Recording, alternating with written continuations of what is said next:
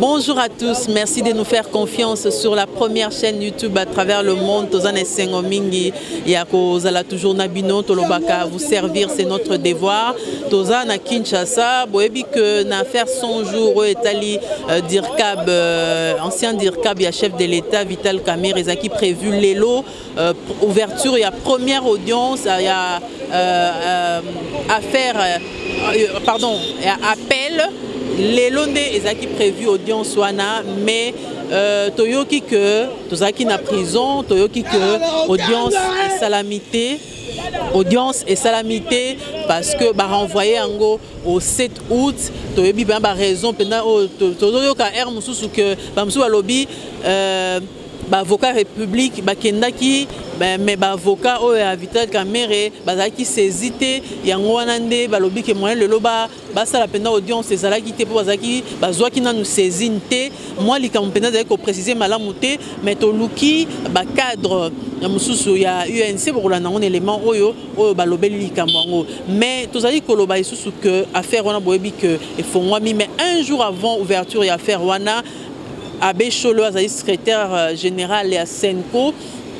conférence épiscopale nationale du Congo, Azalaki na visite na prison, akutana ina mwana mboka Vital Kamerhe, avant même visite naye Senko le baki ekolandela de près affaire ya Vital Kamerhe, mwana mboka Chole akutani na Vital Kamerhe na kati ya prison, makamnine basola ki toyebite mais ba spéculation et salami penza mingi. Alors équipe ya communication à Senko lelo et solola ki na Abbé Chole et tunie mituna pona nini akendaki kosala nini na prison. Regardez. Ben, c'était dans un cadre tout à fait personnel, privé et pastoral surtout. 2 jours avant, j'ai appris qu'il était très malade. J'ai reçu un de ses militants qui est passé pour parler de lui. À l'occasion, il me dira qu'il était très malade. J'ai dit, bon, je trouverai un temps pour venir lui rendre visite. 2 jours après, donc c'était hier, je suis allé, le rendez-vous était pris pour 11h30, je suis arrivé quelques minutes avant, on a parlé, je l'ai réconforté jusqu'à 12h05, je suis sorti pour visiter aussi d'autres prisonniers. Donc c'est une visite pastorale. J'ai lu beaucoup de commentaires dans le média, ça m'a surpris. Je ne suis pas allé là comme porte-parole envoyé pour faire quoi que ce soit, mais c'est une initiative privée. Ce n'est pas la première fois. Quand Franck Diongo était en prison, malade, en Galliema, je suis allé lui rendre visite. De passage à la haie, j'ai profité pour saluer le sénateur Jean-Pierre Bemba. Donc, ces politiciens-là que le Seigneur a mis sur notre route, ce sont aussi des gens accompagnés spirituellement. Je ne vois vraiment pas de pourquoi est-ce qu'on doit faire un problème d'État ou un problème d'église, alors que d'ailleurs avec vous, les femmes de la Senko, nous sommes déjà allés une fois visiter les prisonniers, prier avec eux. Donc, une visite d'un membre de l'Église ne veut pas dire que l'Église est en train d'interférer sur la justice. Je confirme ce que l'Église a toujours dit. L'Église a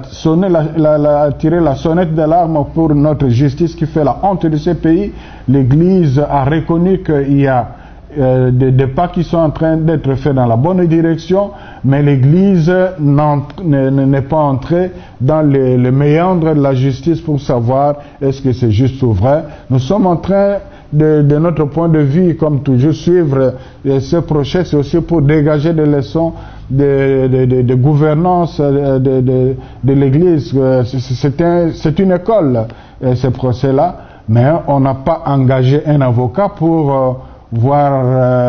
suivre les dossiers du point de vue strictement judiciaire, et même pas une demande n'a pas été faite non plus dans ce sens-là, donc on ne fasse pas d'amalgame. Je crois que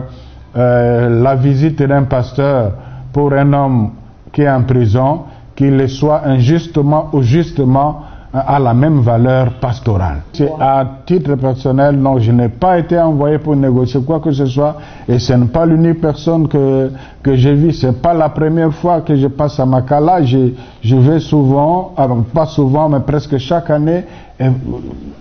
voilà, il n'y a que ça. Voilà, Binomo Bosso Rolanda, Abbé Donatien Cholet, ou Abbé Siba raison, pourquoi Akendaki na prison centrale ya Makala et puis Akutanaki na Mwanamboka Vital Kamere. Mais le lot n'est procès, on appelle les acquis prévus, Bandeko, ou Babengi ba organisation na kati ya UNC, ou Babenga ba camériste, ba tambolaki, ba tamboli pour na soutenir. Vital Kamere Azali Mokondi na bango balobi que dossier ya Vital Kamere ezali vide comme on a tinanité bazali vraiment kokangaye tokoti kabino bozwa botala ndenge ba marchaki tozu moins extrait parce que marche on ezaki marche moko spontané ba ezaki prévu té mais tokutani nango pe na nzela oyo tozaki okende prison pour toyeba ndenge ni makambo olega kuna tozui quelques images et puis pour la réaction il y a un cadre il y a UNC parmi les organisateurs il y a marche one.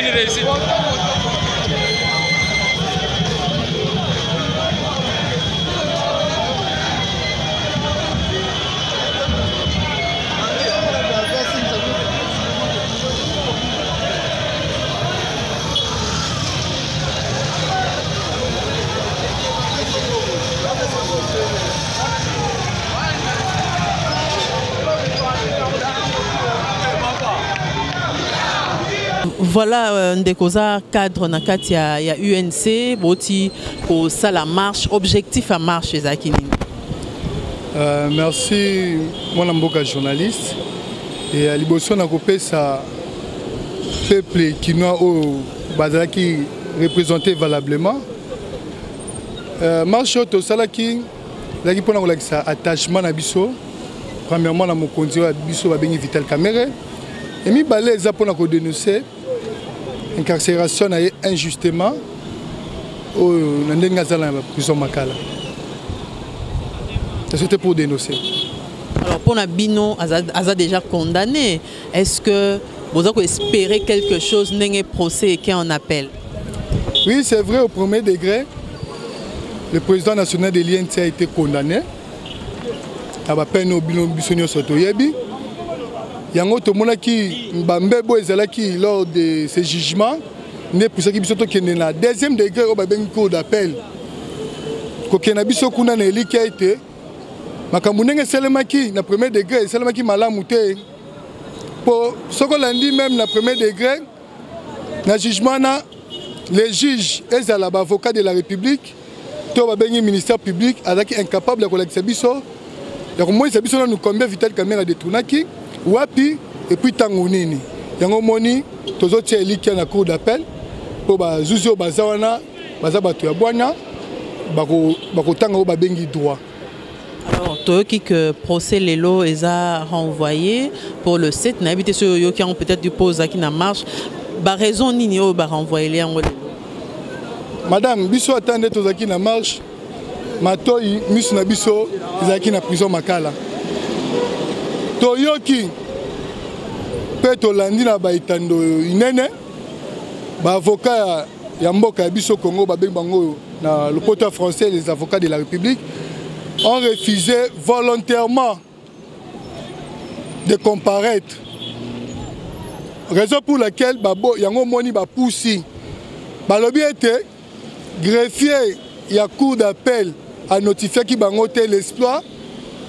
oyo bangaki ba comparaître lango yango moni bango babi bazana nous prêter bazongi yango te eza yango te même si on dit na premier degré ce que teli lolenge bazaki ko pesa ba argument na bango balakisa ki te sika moko mona mboka Vital ibaki donc po baloba ete makambo babaki lokuta na mutu na bango eza lisusu te bazongi lisusu po bakele suko créer ba bonga mabaya yango biso to yebisi bango boye lelo to sali ezaki pona ko lakisa l'opinion nationale et internationale que mokonzi Vital Kamerhe c'est un grand leader na simanaye po au moni lelo moni ba drapeau INCT c'est la capitale quinoise réclame Vital Kamerhe asengi ete mwana mboka Vital Kamerhe lolenga zakuna eza bosolo te babi misaye lokola ba poussi lisusu les 7 biso pe lobité o ezaka lokola match d'entraînement o bo mona ki lelo ekozala fois 10 et là ba moni lelo bazaki déjà ba officine na bango to ba teli ba image habité to zonga to ke bonga mapo to risquer to sa lisusu mbeba po ko mama biso to lobi boy les 7 o bo moni lelo to ko amplifier ngo lisusu. Ah, au moins, il y a des peuple quinois, il y a des Bukavu, des Goma, des Matadi, il y a des Vital Kamerhe, lobby et les kaki, il y a des attachements à Vital Kamerhe, et puis les 7 euros salangos dessus. Donc, aux engagement, Botambo, le lobby, les lobby, drapeau UNC, alors, il va marcher. Et ça, les quinois, les associations, Bissonayo Toyebi, bazoki initiative yango molaki même na baitando ikena inene baneko lobelango baneko ba association balobi baza ba camériste mais maman même neto il y a 3 catégories non il y a ce qu'on appelle les membres d'honneur il y a ce qu'on appelle les membres effectifs il y a ce qu'on appelle les sympathisants voilà baza ba sympathisants batafa na nena ndaku tala kaka na 2018 tokela ba centre msu tomoni to parce que on doit voter mon konzi mboka Félix Tshisekedi mais ba centre msu mona boye mon konzi Vital Kamerhe alaki bango nyoso la ba voix ça les a bato balingaka Vital Kamerhe ata basala banda kuna bango. Alors message nini oyo UNC est relancé les loyo à la face du monde bolobi dossier est vide donc selon bino dossier oyo Vital Kamerhe ezaki politique madame et c'est là qui si bomoni ndeko na biso pasteur ya Mangembo Bakad a autre chose la prédication na ye il a regretté ada moni te sali pasteur Mutema ndeko Chole oza secrétaire exécutif to bengi porte-parole ya Senko aina kota la kuna ndeko Vital Kamerhe ko bimana ya lobini alobi ba ko instruire na bazuzu ya bango balandela dossier wana de près taingo le banini makambo eza bien te maman na droit biso to tangi biso balakisa biso babil les compas du droit ce sont des preuves il y a un biso tonal bakambu pièce contre pièce république akina pète OG 2000 message na biso eza boui to sengi na ba zuzi o ya cour d'appel botangi na biso o ba bengi droit o biso na bino to tangaki na kelasi droit ingoloba bakangaka moyibi na ba preuve soki preuve ezali bokanga Vital Kamerhe soki preuve ezate botika mwana mboka azonga pembeni ya mokonzi mboka Félix Tshisekedi Tshilombo toyebi ete na ba salon mususu esika boza na euro tant ba moni ba image ntema na bango ekomi mabe mais bazuzi boyoka biso mawa tomonaki ndenge lolenge lekanaki na premier degré balakisi epai moko te Vital Kamerhe ibi balobi te